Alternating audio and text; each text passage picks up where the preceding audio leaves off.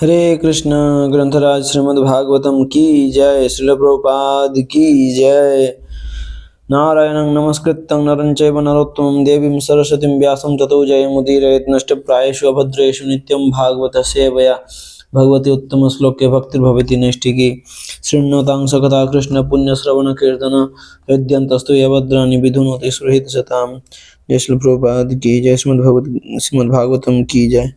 श्रीमद्भागवतम कथा रूप चैप्टर 83 गोपियों द्वारा श्री कृष्ण की खोज 10वां स्कंद। सहसा श्री कृष्ण को अपने बीच ना पाकर गोपियां शोकाकुल हो गई। कृष्ण की भंगिमाएं, मुस्कान तथा मंत्रमुग्ध करने वाली बातों का स्मरण ही उनके भग्न हृदयों के लिए एकमात्र राहत था।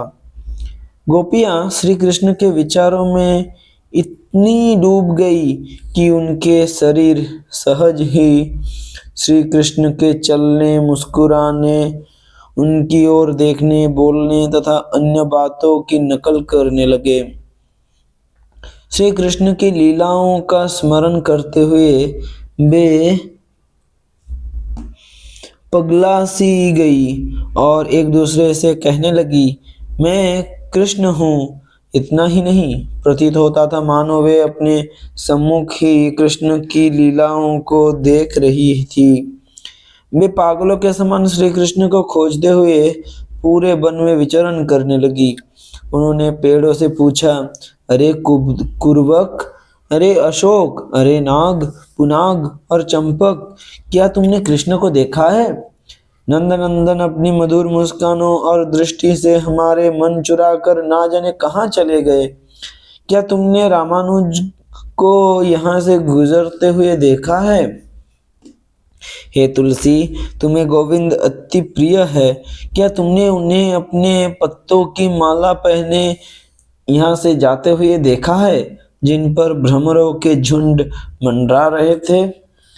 अरे मालती, मल्लिका, जाति, जुतिका, क्या अपने हाथ के स्पर्श से तुम्हें सुख देते हुए माधव यहाँ से गुजरे थे? हे प्रियाल, पनस, आसन, कोविदार, जम्बू, अर्क, बिल्व, बकुल, ओम, हे कदम्ब और नीप, यमुना के तट पर रहते हुए तुम वृक्षों ने अपना जीवन दूसरों के कल्याणार्थ समर्पित कर दिया है। कृष्ण के विरह में हमारा मन अत्यंत व्यथित है। क्या तुम बता सकते हो वे किस ओर गए हैं? सदैव श्री कृष्ण के चरण कमलों का स्पर्श प्राप्त करने के कारण धरती कभी भी उनसे अलग नहीं होती थी। उसके इसी सौभाग्य का स्मरण करके गोपियाँ कहने लगी, हे धरती मैया, तुमने ऐसी कौन सी तपस्या की थी जिससे तुम्हें श्री कृष्ण के चरण कमलों का निरंतर संग प्राप्त होता है और इसलिए तुम्हारा देह सदैव पुलकित और रोमांचित हो उठता है? हे हिरनी, क्या तुमने भगवान अच्युत को अपनी प्रिया के साथ यहाँ से जाते हुए देखा है? जरा देखो, इस दिशा से ये कैसी सुगंध आ रही है। अपनी सखियों का आलिंगन करते समय उनके स्तनों पर लगा केसर कृष्ण के गले में पड़ी फूलों की माला पर लग गया। प्रतीत होता है ये सुगंध उन्हीं फूलों की है। अरे वृक्षों, तुम यहाँ झुके क्यों खड़े हो? जब बलराम के छोटे भाई यहाँ से गुजरे थे तो उस समय क्या वे तुम्हारे इस अभिवादन को स्वीकार करके मुस्कुराते थे? हो ना हो उनकी एक बाह अपनी प्रिया के कंधे पर होगी और दूसरे हाथ में उन्होंने कमल का फूल लिया होगा। कृष्ण को खोजते खोजते गोपियाँ थक कर चूर हो गई और निराशावश उनकी लीलाओं की नकल करने लगी। एक गोपी पूतना बन गई और दूसरी उसके स्तन चूसने का प्रयास करने लगी।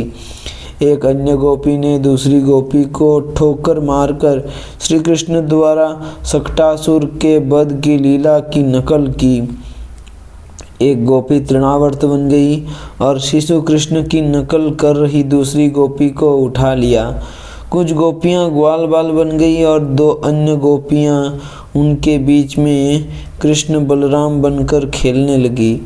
एक गोपी ने वत्सासुर वध लीला की नकल की तो 2 अन्य गोपियों ने बकासुर वध की।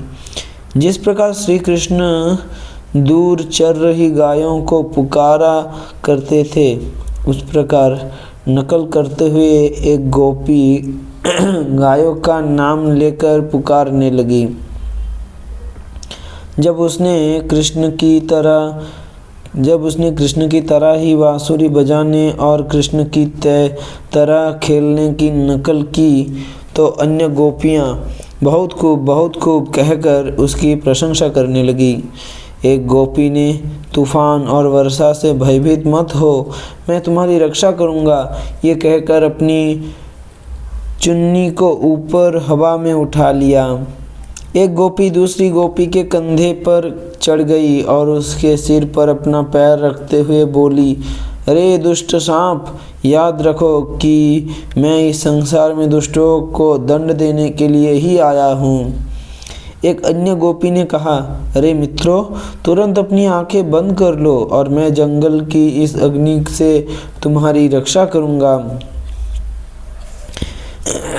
इस प्रकार श्री कृष्ण की खोज में उनकी लीलाओं की नकल करते गोपियों को भूमि पर श्री कृष्ण के चरण चिन्ह दिखाई दिए। उन्हें देखकर वे बोली, ध्वजा, कमल, वज्र, अंकुश, जौ आदि से युक्त ये चरण चिन्ह निश्चित ही नंदनंदन कृष्ण के हैं।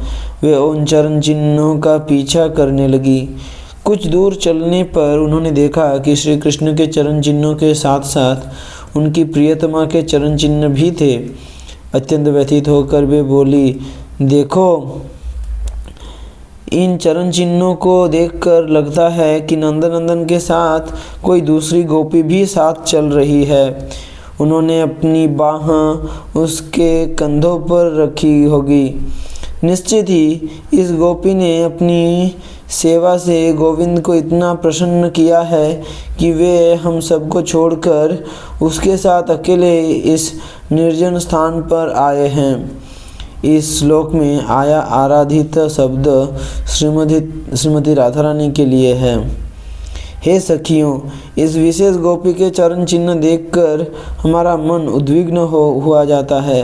हम सब गोपियों में से ये एक गोपी श्री कृष्ण के साथ इस एकांत स्थान पर आई है और उनके अधरों का सुख ले रही है।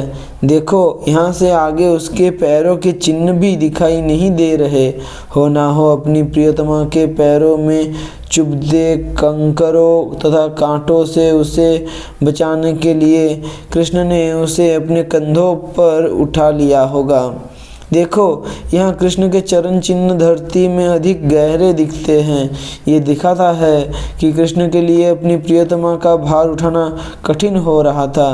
और यहाँ देखो, कृष्ण ने कुछ फूल तोड़ने के लिए उसे नीचे रखा होगा और यहाँ केवल उनके पंजों के चिन्ह देखकर हम कह सकते हैं कि उन्होंने वृक्षों की ऊंची टहनियों पर लगे फूलों को तोड़ने का प्रयास किया होगा और यहाँ बैठकर कृष्ण ने अपनी प्रियतमा के केशों के फूलों से सजाया होगा। इस कामुक लड़के ने निश्चित ही उस कामुक लड़की के लिए फूलों का मुकुट बनाया होगा।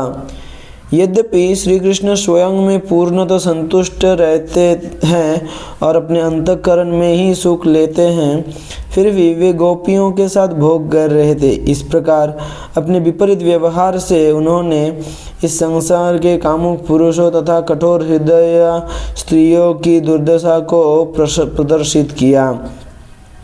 कृष्ण को खोजते तथा उनकी लीलाओं की नकल करते करते गोपियाँ इस विशेष गोपी के साथ श्री कृष्ण की लीला की कल्पना करने लगी। क्योंकि कृष्ण हम सब गोपियों को छोड़कर इस एक गोपी को अपने साथ बन के एकांत में ले गए, निश्चित ही वह गोपी स्वयं को सर्वश्रेष्ठ मानने लगी है। वह सोच रही है कि मेरे प्रियतम ने सबको छोड़कर केवल मेरा चुनाव किया है। इस प्रकार गर्वित होकर उसने केशव से कहा, मुझसे अब और चला नहीं जाता, कृपया मुझे उठाकर जहाँ चाहो ले चलो। श्री कृष्ण ने कहा, ठीक है, मेरे कंधों पर चढ़ जाओ। परंतु ये कहते ही वे अदृश्य हो गए। ये देखकर उनकी प्रिया उदास होकर रोने लगी। हे स्वामी, हे प्रियतम, तुम कहाँ चले गए? हे महाबाहु, हे सखे, कृपया अपनी इस दीन दासी को फिर से दर्शन दो। वन में कृष्ण की खोज करते करते अंततः गोपियाँ इस गोपी के पास पहुँची और जो अपने प्रियतम के विरह से खिन्न बैठी थी। उसने बताया कि माधव ने उसे बहुत प्रेम दिया, परंतु उसके दुर्व्यवहार के कारण वे उसे छोड़कर चले गए। ये सब सुनकर गोपियाँ आश्चर्यचकित रह गई। अब वे सब मिलकर कृष्ण को खोजने लगी। कुछ ही समय में वे इतने घने जंगल में पहुंच गई कि चंद्रमा की किरणें भूमि तक न आने के कारण वहां गहन अंधकार छाया था। गोपियों ने वहां से लौट जाने का निश्चय किया। कृष्ण के बारे में बातें तथा उनकी लीलाओं की नकल करते हुए गोपियों के चित्त पूरी तरह उनमें लीन थे। अपने घरों को भूलकर वे उच्च स्वर में कृष्ण का यशोगान करती हुई कालिंदी के तट पर पहुंची। कृष्ण के लौटने की प्रार्थना करते हुए वे एक समूह में वहीं बैठ गई। हरे कृष्ण। ग्रंथराज श्रीमद् भागवतम की जय।